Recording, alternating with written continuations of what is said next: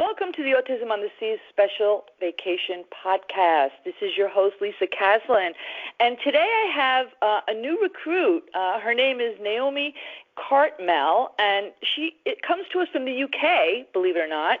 She's our first UK native staffer, and we wanted to talk to her a little bit because she just did her first cruise with us, and she is going to join us on our second European cruise that departs from Southampton, England. So welcome, Naomi. How are you?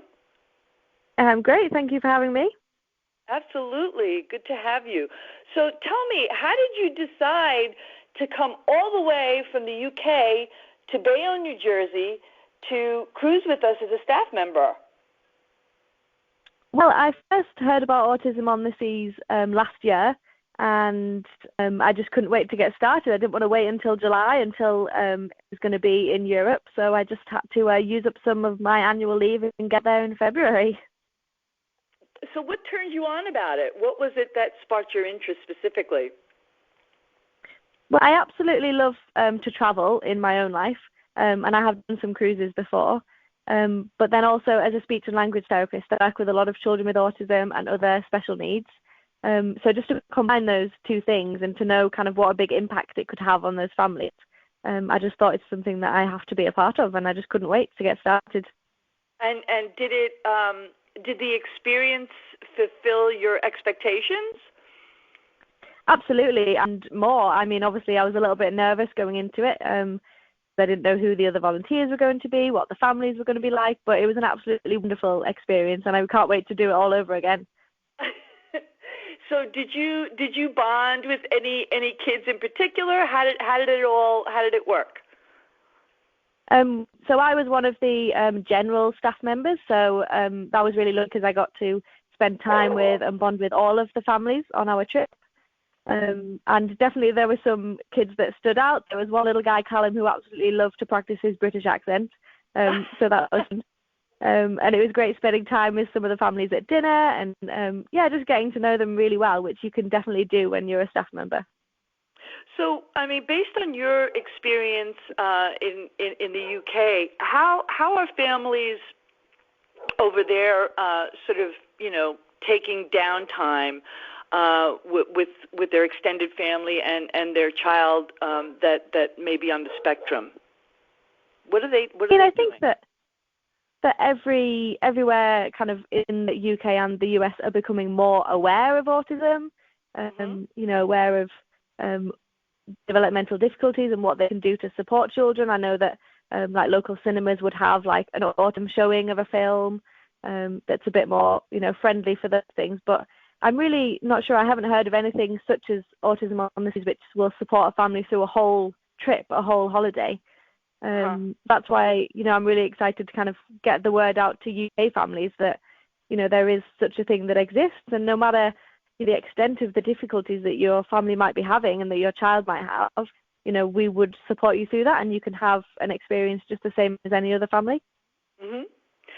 What did you think about in terms of, working, in your professional life when you work with children that are on the spectrum versus being in a, more relaxed kind of vacation environment, working with the kids? Was there a difference in, their attention? Was there a difference in their mood? Anything to note? I mean, it was really just wonderful, and I think it was helped to kind of get to know the kids more, because what I liked is that there was no pressure on the children to do anything that they didn't want to do. Like during respite, they could absolutely choose their activity, and we would kind of go along with that. Obviously, working as a therapist, there's always some kind of goal in mind, or I'm doing an assessment, and I've kind of got that at the back of my mind. But on the cruise, you could just absolutely relax and get to know the kids and do what they wanted to do, and just have fun. I mean, some of the activities that we did with the families were absolutely amazing, that they have roller skating and bumper cars and skydiving on a cruise ship. So the fact that there wasn't any therapy to do, we could just have fun with them, I think is really important. You said earlier before we started the interview that one of the things that you found very, very valuable was to really kind of get close to the families, I guess, to the parents. Tell me a little bit more about what you meant by that. Well, I think just that keeping in mind that a trip is for the whole family, isn't it?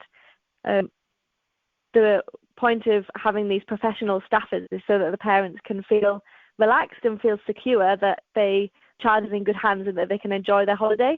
And I think that as well as supporting the kids to feel safe and have a good time, make the whole trip fantastic is to support the parents so that they can have a good time as well. Mhm. Mhm. Yeah, I mean, I've talked to a few families, obviously, and one kind of one former staffer actually stands out in my mind. She was a teacher, and she specialized in special education, and she said that the experience, and she ended up taking her students that she was teaching other teachers. Oh, wow.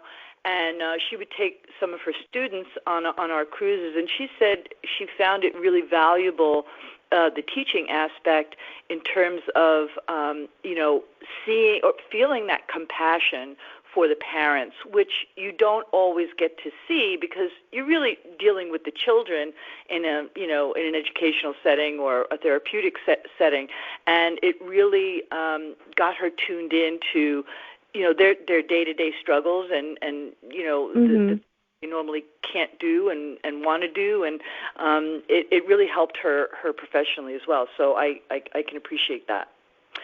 So yeah, I think it was definitely just similar for me as well, kind of tuning into the fact that actually doing day-to-day activities with a child with significant special needs is hard, and just being a parent of a child with special needs is hard, and that just increases the value of the fact that they can have a relaxing holiday and enjoy themselves. That's so important, things that other families might take for granted. Yeah, absolutely. Everybody needs to recharge and decompress. Mm-hmm. So for your next cruise, is there anything that now that you've done it, is there anything that you plan on doing more of, or anything that you want to do differently on the next one? I think that I'll definitely still go into it with an open mind, because obviously I only have one experience, and I think every group dynamic will be quite different, as well as this being a European cruise, so the destinations might be quite different in the excursions. But I think something that I would take with me is, especially if I'm going to be not flying a long way, planning more activities that we could do. I know this time I had a couple of games in my bag, and some of the kids really enjoyed playing them. So I think I'll definitely kind of plan a few surprises for respite and that sort of thing. Oh, that's good. That's wonderful. So is there anything else that I didn't ask you that maybe we should know, or you'd like to tell us about your experience, or maybe some advice for parents who are thinking about this and haven't done it yet? Yeah, I think that from my experience as a staff member, I would really encourage families to go for it if they're not quite sure. I know that it's probably something that you have to kind of plan quite hard and plan in advance, and obviously save up for a while. But from the experiences that I've heard about from families, some of which who were on their third, fourth, ninth cruise that I was with, that it is worth it, and some people say they would never travel any other way. So one thing I just really hope is that Autism on the Seas is able to expand a bit more to the UK and have more choice of European cruises in the future, so that there's plenty of options for British families as well. Absolutely. Well, we look forward to your help there too, and I thank you so much for all that you do and for joining the team. Thank you again. Thank you so much, Lisa. It's been great. Okay. Talk to you soon. Bye. Bye.